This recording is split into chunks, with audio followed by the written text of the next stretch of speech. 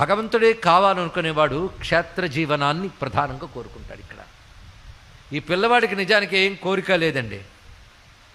నాన్న దండం పెట్టమన్నాడు, పెట్టాడు. వాళ్ళు తీసుకొచ్చి బ్రహ్మకు అప్పచెప్పారు, బ్రహ్మ చెప్పాడు. గురువు బ్రహ్మ ఇప్పుడు, కానీ గురువు చెప్పినట్టు చేయాలంతే, మరొకటి లేదు ఇక్కడ.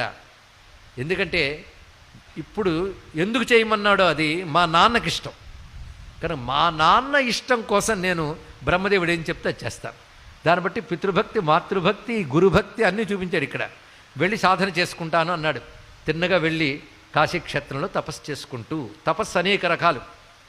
కొంతసేపు పూజ, కొంతసేపు ధ్యానం, కొంతసేపు జపం, కొంతసేపు స్తోత్రం, రకరకాలుగా ఇవన్నీ కలిపి శివ పూజ.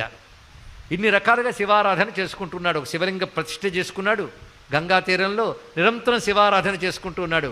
ఇలా అయ్యేటప్పటికల్లా 16 ఏళ్ళు ఆయువైపోయింది.